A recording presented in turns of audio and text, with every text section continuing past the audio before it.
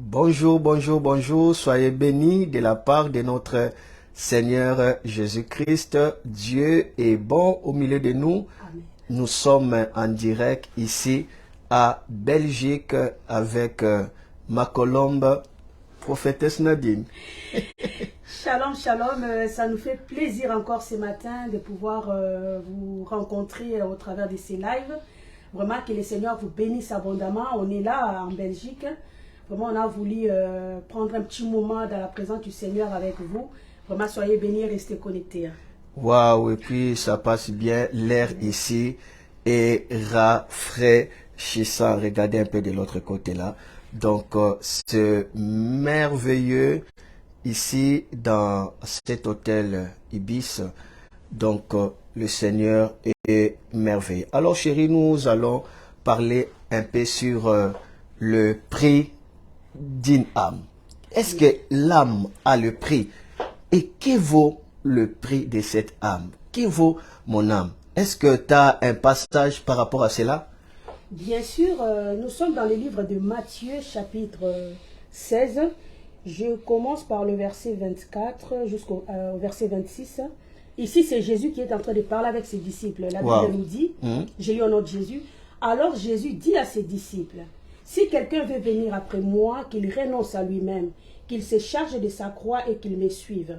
Verset 26, je prends directement. Et en fait, Jésus continue à dire, et que servirait-il à un homme de gagner tout le monde s'il perdait son âme?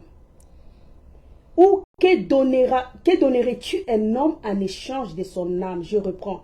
Et que servirait-il à un homme de gagner tout le monde s'il perdait son âme? Et que donnerais-tu un homme en échange de son âme? Waouh! Waouh! Gloire à Dieu. Ici, c'est Jésus qui est en train de parler. Hein? Il montre que l'âme n'a aucun prix. Donc, aucun bien de ce monde ne peut s'égaler à l'âme d'une personne. Et ce qui est intéressant ici, Jésus commence d'abord à dire, citez d'abord, qu'est-ce que Jésus a dit? C'est le verset 26. Jésus dit, et que servirait-il à un homme de gagner tout le monde s'il perdait son âme? Ça, c'est l'enseignement du Seigneur Jésus. La parole faite chair. Il commence à dire, que servirait-il à un homme de gagner tout le monde? Tout le monde. C'est-à-dire la terre et toute sa richesse. L'homme gagne ça. L'homme possède toute la richesse du monde. Il possède même les hommes. Il a gagné. Vous savez, il y a certaines personnes qui luttent pour gagner des hommes. Ouais. Hein? Comme la personne arrive à gagner tout le monde, mais il perd son âme. Waouh! Donc Jésus est en train de comparer la valeur de l'âme et plus que toute la terre réunie. Mais c'est fort. C'est fort. Et en bas, qu'est-ce que Jésus dira, chérie? Et où que donnerais-tu un homme en échange de son âme? Donc, tellement cette âme coûte précieuse, et puis Jésus dit, maintenant, pour essayer de changer son âme, qu'est-ce que l'homme donnera? Parce qu'il commence à dire, il faut que vous puissiez gagner votre âme, que vous ne perdez pas. Parce que même si vous gagnez toute la terre, cela ne sert à rien si vous perdez votre âme. Donc c'est une lutte, c'est un combat de gagner l'âme. Et maintenant Jésus dit, qu'est-ce que l'homme fera en échange de son âme, pour gagner son âme? Cela veut dire pour sauver son âme. Chérie, est-ce que tu as quelque chose à dire là? Ici, on est en train de voir que c'est un grand... En fait, c'est-à-dire, l'âme de quelqu'un ne peut se comparer à rien. Ouais, ça serait bien de regarder un peu nos amis là. Donc, c'est-à-dire, l'âme de quelqu'un, on ne peut pas le comparer avec le bien de ce monde. Donc, parce que c'est tellement précieux. Donc, par là, nous comprenons que Jésus est en train de dire que pour que l'homme sauve son âme, il doit d'abord se désintéresser à tout ce qui est au monde. Car la Bible nous dit que celui qui aime le monde, l'amour du Père n'est pas en lui. Donc, aimer le monde, c'est-à-dire c'est être inimitié de Dieu. C'est-à-dire, pour sauver ton âme, il faudrait que tu puisses tourner tes regards vers Jésus. Parce que Jésus, Jésus est en train de montrer que lui, il est au-dessus de tout ce que l'homme peut désirer dans ce monde. C'est-à-dire, Jésus-Christ, c'est un prix élevé que l'homme doit chercher à obtenir pour sauver son âme. Oui, c'est ça. En fait, Jésus est en train de poser la question. Il faut que l'âme soit gagnée, Et comment soit sauvée. Oui. Il commence à dire, attention, hein, on ne peut pas gagner cette âme par l'argent. On ne peut pas gagner cette âme en avoir tous les biens de ce monde. Il faut faire quelque chose pour sauver son âme. Il faut faire quelque chose en échange de son âme. De son âme. Et il dit bien que on ne peut pas changer son âme au prix des biens de ce monde. Il faut quelque chose qui n'est pas égal au bien de ce monde. Qui est au-delà de ça. Pour faire quoi? Pour échanger, afin que votre âme soit sauvée. C'est fort. Donc Jésus est en train de montrer la valeur de l'âme.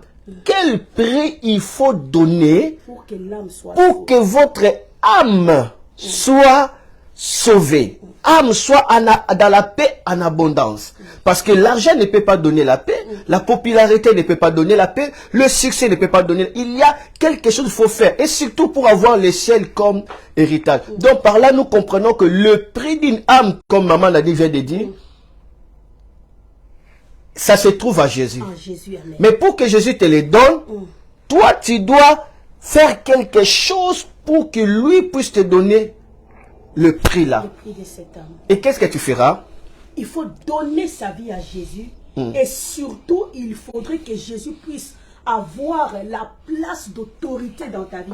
Donc, c'est-à-dire, devant Jésus, entre Jésus et le bien de ce monde, Jésus doit être ta priorité.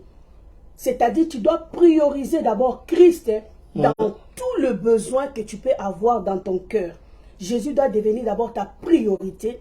Et il faudrait l'avoir dans ton cœur pour pouvoir, c'est-à-dire sauver son âme. Donc, Jésus est un prix, je peux dire, donc, Jésus c'est un cadeau inégalable.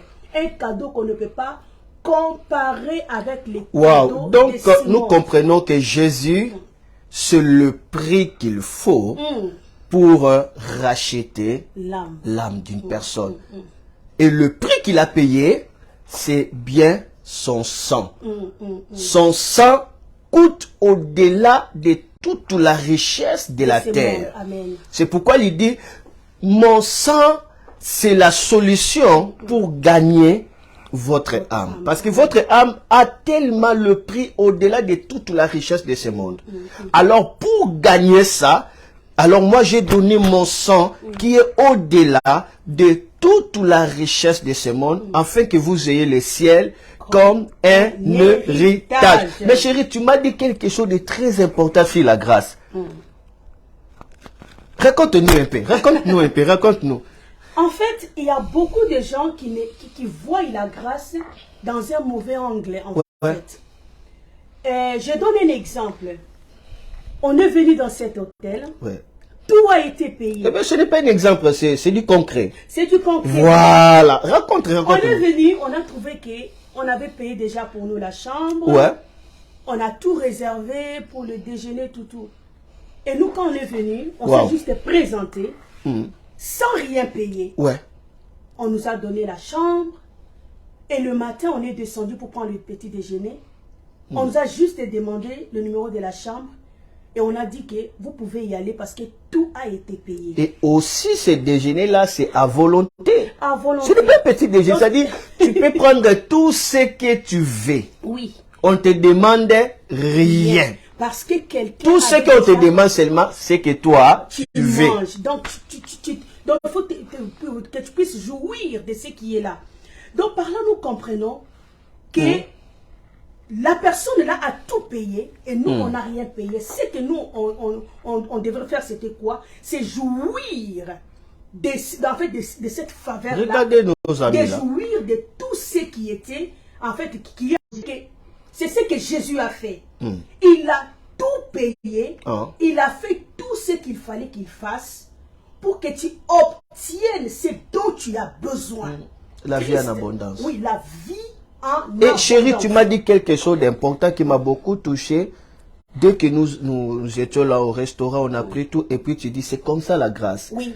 Alors, lorsque nous refusons de prendre c'est là la personne qui avait payé sera frustrée. C'est comme si nous n'avons pas honoré son sacrifice. Waouh. Après, tu avais dit quelque chose là. On n'a pas honoré son sacrifice. Et le problème est que quand vous mangez les choses auxquelles lui il a payé le prix pour ça, pour lui, vous êtes en train d'honorer son sacrifice, d'honorer ce qu'il a fait. Donc la personne qui a payé, lorsqu'il apprend on était là où il voulait qu'on soit, on a mangé par rapport à tout ce qu'il a payé, ça lui rend heureux pour lui. Il s'est dit qu'il n'avait pas fait le sacrifice en vain. C'est comme ça qu'avec Jésus, quand nous nous jouissions de sa grâce, nous jouissons de sa grâce, nous acceptons sa grâce et nous commençons à jouir de cette grâce.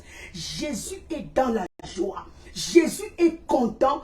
Donc, il considère ce genre de personnes-là comme des personnes qui honorent son sang. Qui honorent son sang. Qui honorent son sacrifice. Lorsque nous sommes bénis sur la terre, nous sommes prospères, nous sommes en bonne santé, c'est une manière d'honorer le sacrifice de l'agneau.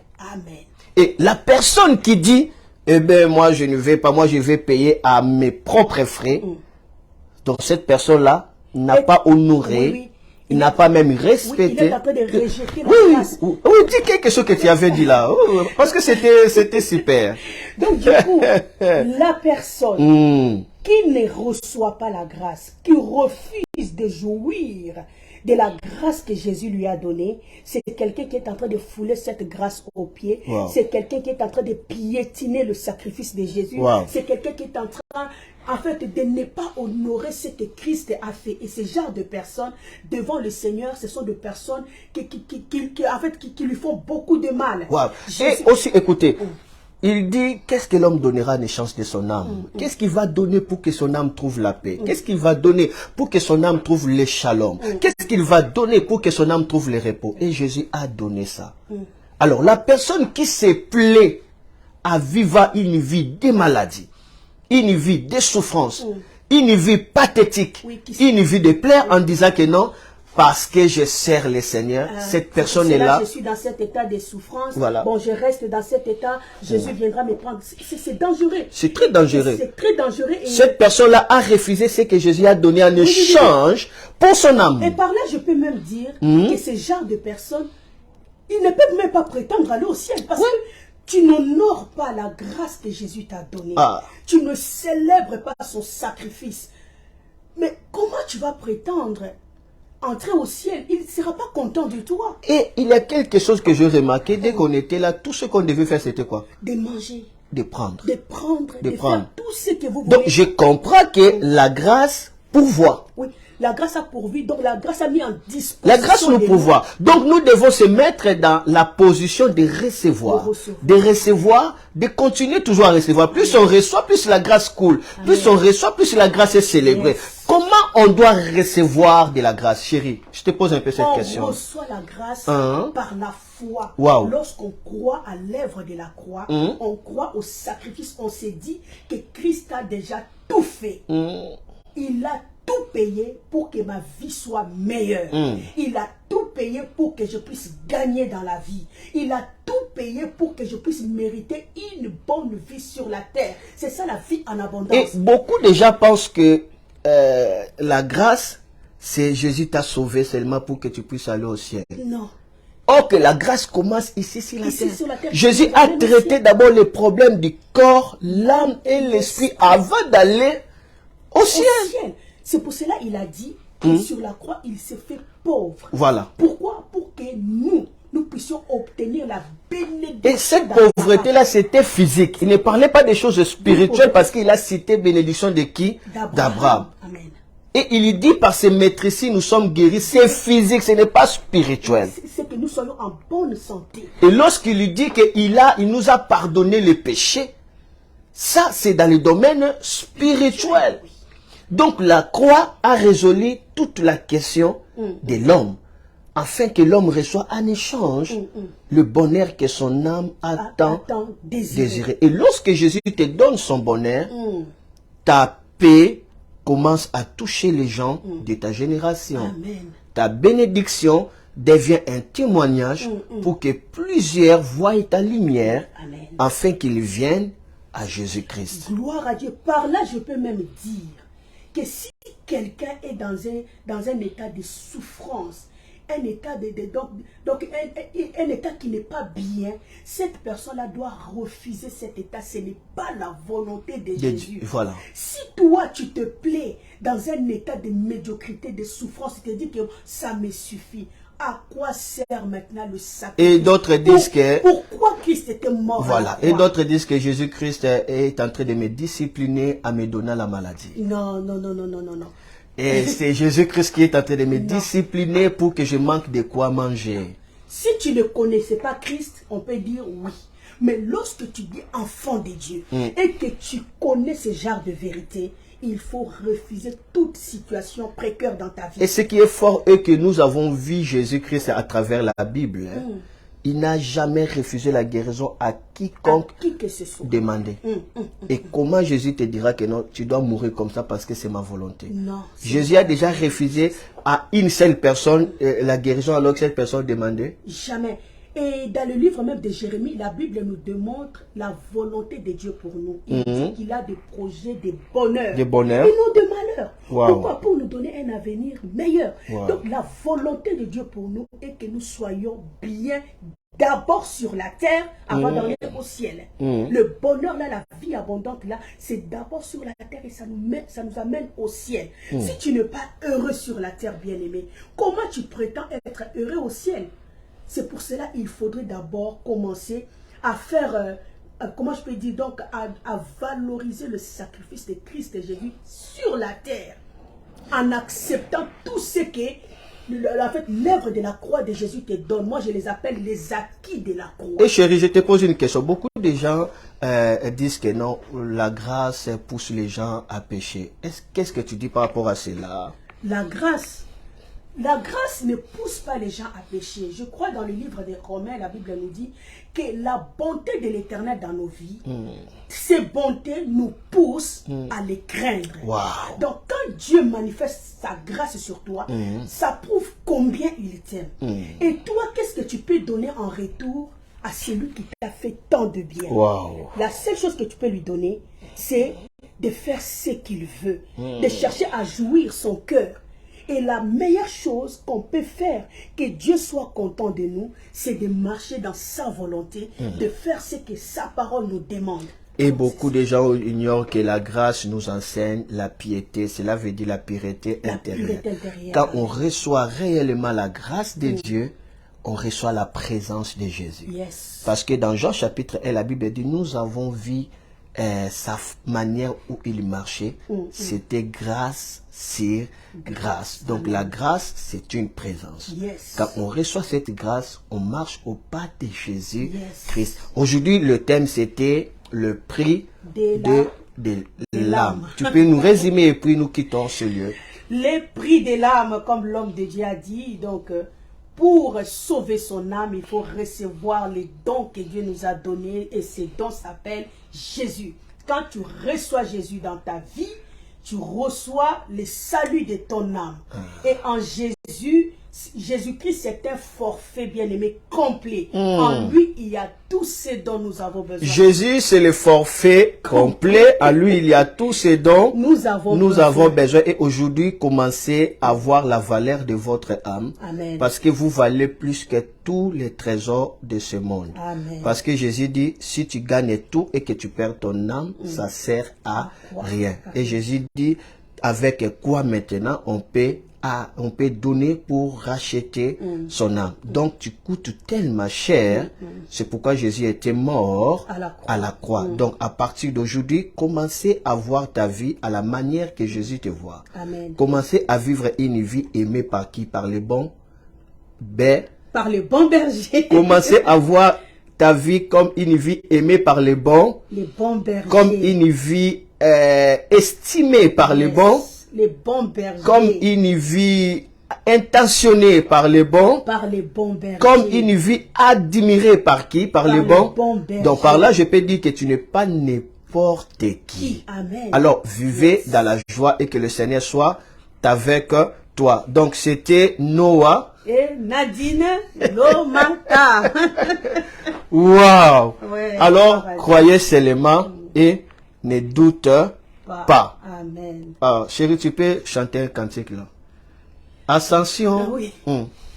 Ascension, la montée miraculeuse. Christ rentre vers le Père. Il a achevé sa mission. Après qu'il eut tout accompli, laissons place au Saint-Esprit, afin qu'il vienne à son tour pour réaliser son œuvre avec la promesse des dieux. Oh, le voici, il apportant la solution au problème qu'il aura trouvé. Soyons sensibles à sa visite si nous voulons le recevoir, car il est là pour nous faire du bien. Oh, le voici, il est là, apportant la solution au problème qu'il aurait trouvé. Soyons sensibles à sa visite si nous voulons le recevoir, car il est là pour nous faire du bien, car il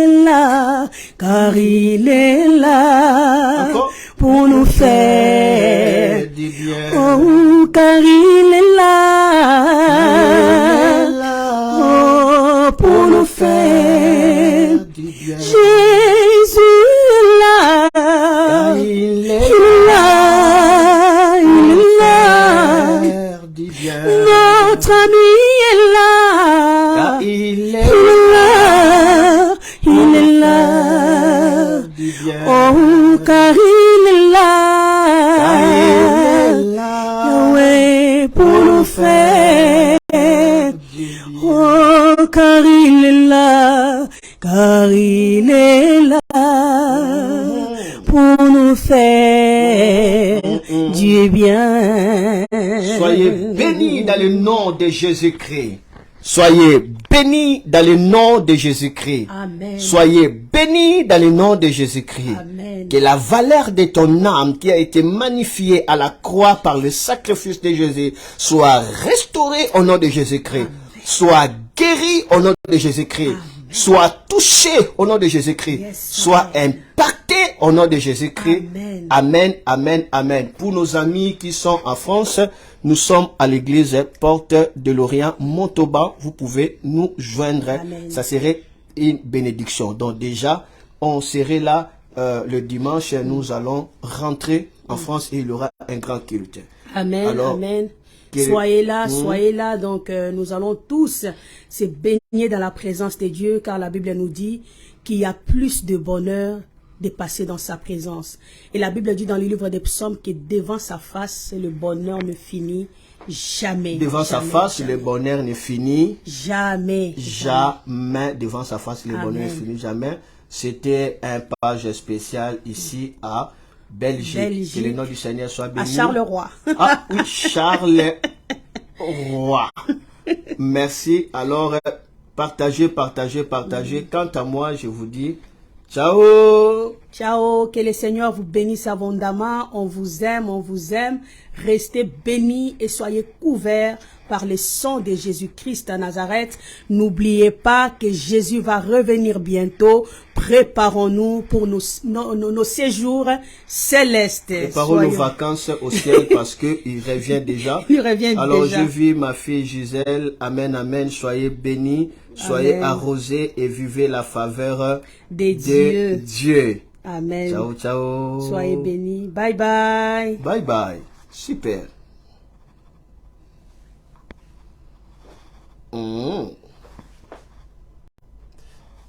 Wow, c'est super, hein, chérie, tu vois.